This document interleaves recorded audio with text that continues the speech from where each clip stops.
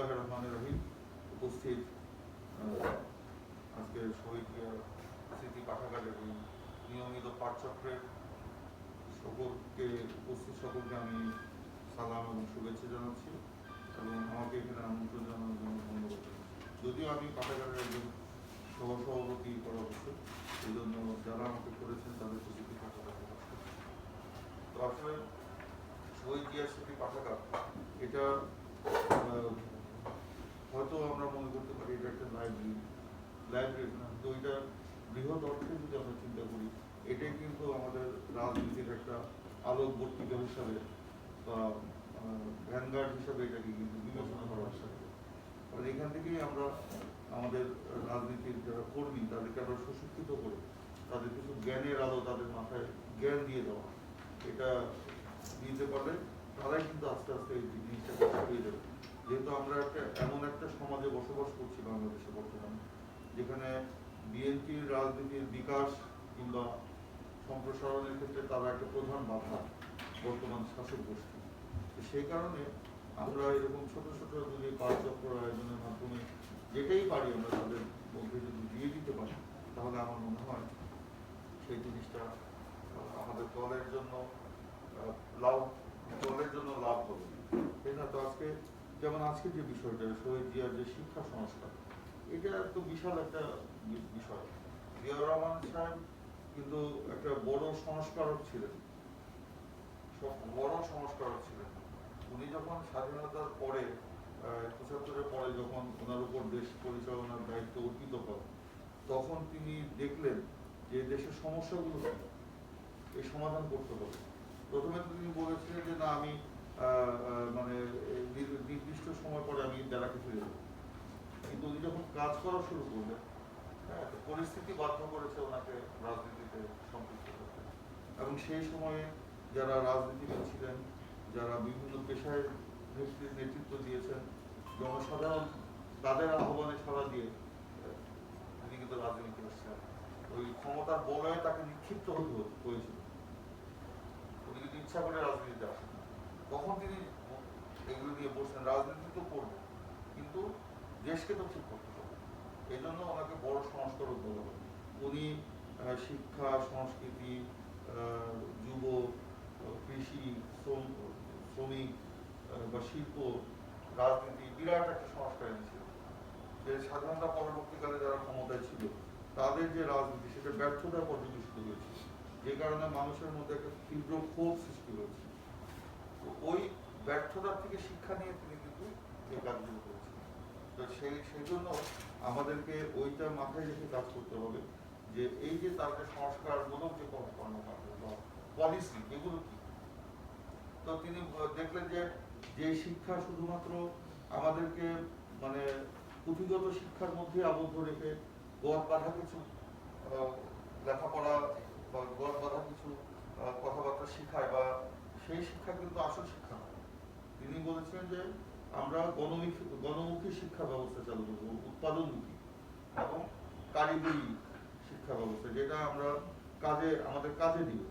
সেগুলো তিনি এই যে একদম ক্লাস 1 থেকে 10 পর্যন্ত বা আরো উচ্চ ইয়েতে দেখবে যে সে এই কারিগরি গণমুখী শিক্ষা ব্যবস্থা যদি চালু করেছেন, সেটার ফল কিন্তু এখন আমরা পাচ্ছি। যেমন এই যে আমি কারিগরি যে চিন্তাটা উনি করেছিলেন যে প্রত্যেকটা ডিভিশনাল হেডকোয়ার্টারে তখন তিনি কারিগরি শিক্ষা প্রতিষ্ঠান গড়ে তুলেছিলেন। দেখা গেল যে ক্লাস 8 থেকে 9 পর্যন্ত, 8 থেকে 9-এ যখন উঠে অনেক ছাত্র ছেলেরা ড্রপ হয়ে যায়, বিশেষ করে মফস্বলে। সেই সময়, এখনকার কথা বলছি, সেই 75-77 সালের কথা বলছি, তখন ড্রপ হয়ে যেত। 5-এর পরে ড্রপ হয়ে যেত।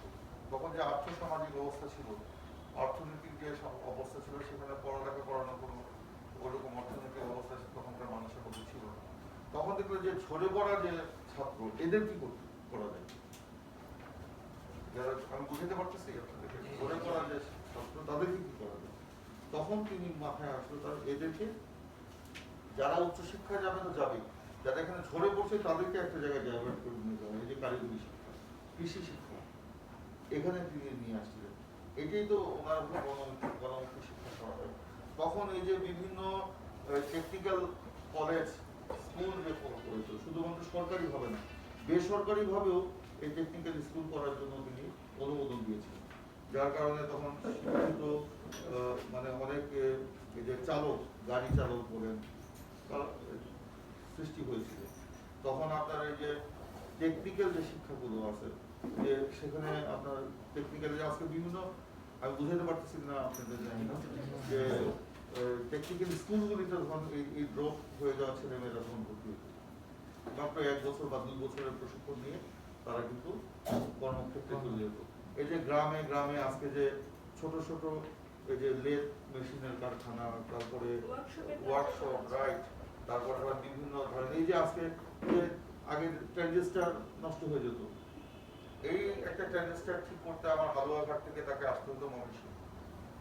কিন্তু আজকে দেখা যাচ্ছে হালুয়াঘাট তো উপজেলা আছে, প্রত্যেকটা গ্রামে গ্রামে এটার একটা কি বলে এটাকে দোকান আছে, মোবাইলের দোকান আছে। এগুলো কিন্তু জিয়াউর রহমানের অবদান, উনি শুরু করে দিয়ে গেছিলেন।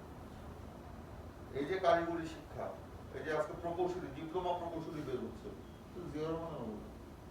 শুধু কৃষি ডিপ্লোমা চালু করেছিলেন কেন? কৃষি ডিপ্লোমা যারা করে বের হতো তাদেরকে উনি ওই যে ব্লক সুপারভাইজার পদে চাকরি দিয়েছেন। এই ব্লক সুপারভাইজার তো জিয়াউর রহমানের তৈরি করা। এই যে ওনার যে বৃহৎ একটা কর্ম পরিকল্পনা, যে আর্থসামাজিক পরিস্থিতির কারণে যারা ড্রপ হয়ে যাচ্ছে স্কুল থেকে তাদেরকে মানে কর্মজীবনে নিয়ে যাওয়ার জন্য তাদেরকে যে অন্য জায়গায় ডাইভার্ট করে দিচ্ছে, ওইটা শুধু প্রসারী পরিকল্পনা ছিল এবং তার ফল কিন্তু এখন আমরা পাচ্ছি। গ্রামে গঞ্জে ছোট ছোট ছোট ছোট অনেক মানে কারিগরি অনেক বেশি, যে মোবাইলের এটা ধরেন ট্রানজিস্টার ঠিক করতেছে, টেপ রেকর্ডার, টেলিভিশনের মেকানিক্স গ্রামে পাওয়া যেত আগে, কখনো পাওয়া যেত না, টেলিভিশনে তো ছিল না। এইগুলোকে সহজলভ্য করে দিল কে? জিয়াউর রহমান। টেলিভিশন গ্রামে গ্রামে নিয়ে গেল জিয়াউর রহমানের সময়,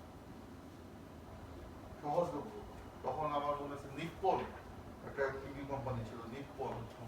জিয়াউর রহমান তাদেরকে ডেকে নিয়ে এসে বলতো বাংলাদেশে আমরা এখানে ইনসেন্টিভ দিচ্ছি, তোমরা গ্রামে গ্রামে তোমার টিভি দিও, কম খরচে। তখন এই 800 টাকা 1000 টাকা টিভি পাওয়া যেত, ছোট ছোট বক্সের মধ্যে। সেটা নষ্ট হলে সেটা ঠিক করার জন্য আসতে হতো ময়মনসিংহ শহরে। দেখা গেল ময়মনসিংহ শহরে কেন আসবে, সেটা ওই হালুয়াঘাটে বসেই এটা ঠিক করার জন্য উনি মেকানিক্স তৈরি করার জন্য প্রশিক্ষণ দেন। যে হোন্ডা ঠিক করে, এই যে মোটরসাইকেল ঠিক করছে, গাড়ি ঠিক করে, এখন এগুলি সব জিয়াউর রহমানের অবদান। কেন? মানে কর্মক্ষম যুবক তৈরি করা, কর্মক্ষম যুবক তৈরি করা, যুব সমাজকে, ছাত্র সমাজকে তখন এই যে ড্রপ হয়ে যে তারা যে অবক্ষয়ের মধ্যে চলে যেত, এই অবক্ষয়ের হাত থেকে রক্ষা করতে তাদেরকে একটা কর্মক্ষেত্রের মধ্যে নিয়ে যাওয়ার এই যে একটা ইতিবাচক পরিকল্পনা জিয়াউর রহমান করেছে। এই যে সংস্কার সেটা নিয়েছে, সেটা কলেজে যান, মাদ্রাসা শিক্ষায় যান, তারপরে এই ইউনিভার্সিটি লেভেলে যান, ইঞ্জিনিয়ারিং লেভেলে। ইঞ্জিনিয়ারিং ইউনিভার্সিটি ঢাকা শহরে একটা ছিল, বুয়েট, উনি নিয়ে গেলেন পরে বাইরে। টেকনিক্যাল কলেজগুলো উনি নিয়ে গেলেন। এবং ওনার সময় যে পলিটেকনিক ইনস্টিটিউট, আগে তো এটা পরিত্যক্ত ছিল, আমরা তো ছোটবেলায় দেখছি পরিত্যক্ত ছিল, ওটা একটা মাদকের আখড়া ছিল। ঢাকায় যে পলিটেকনিক, জানি না এখানে পলিটেকনিক ইনস্টিটিউট একটু আছে কিনা, কিন্তু তখন আমরা দেখছি এটা পরিত্যক্ত মাদকের আখড়া ছিল এবং সেখানে অস্ত্র তৈরি হতো সেই সময়।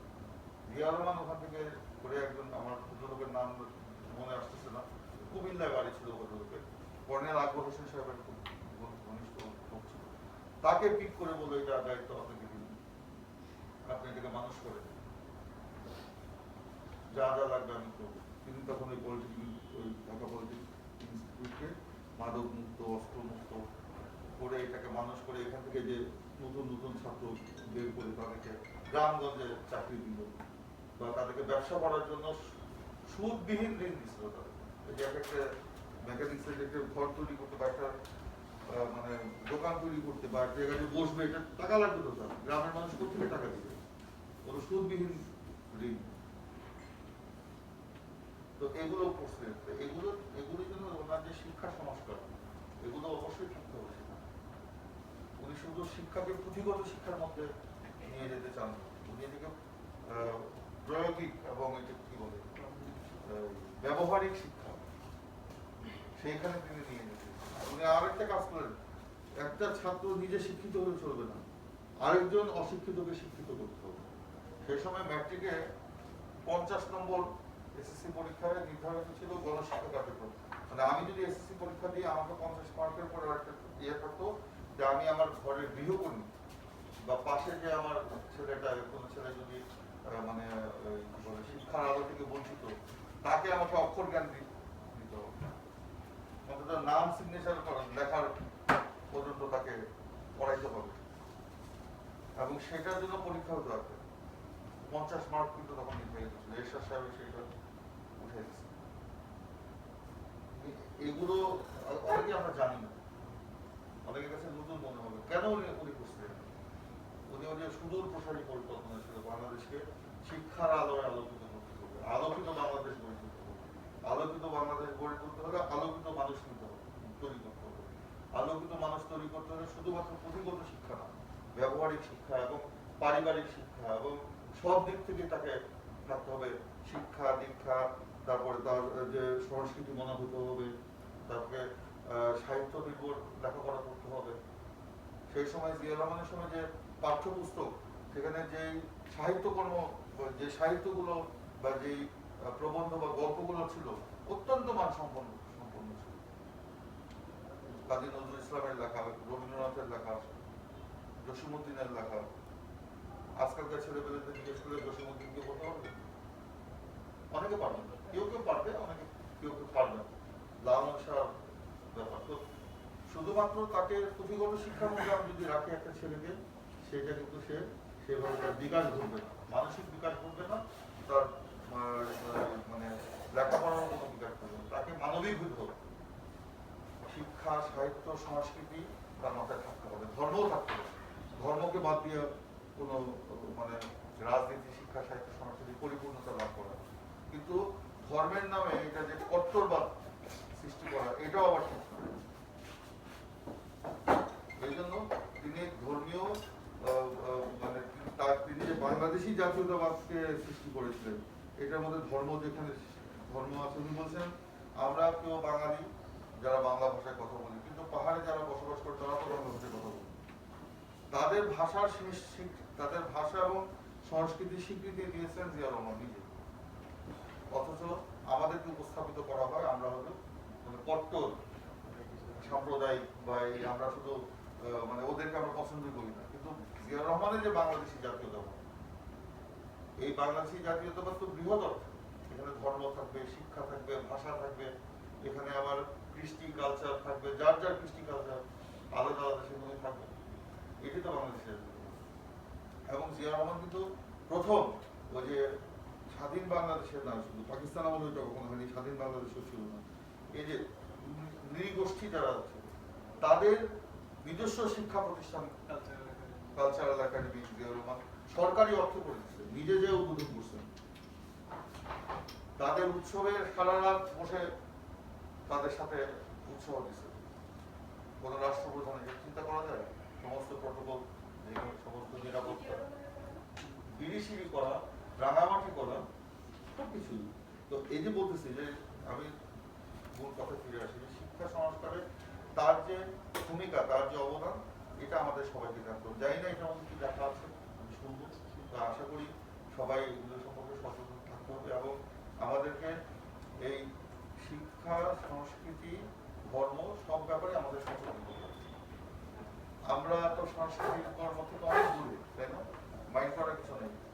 আমার ছেলেও দেখছি সংস্কৃতি কি বুঝে না, কিন্তু আমার যে একটা গৌরবোজ্জ্বল সংস্কৃতি রয়েছে, এটা কিন্তু অন্য কারো নাই।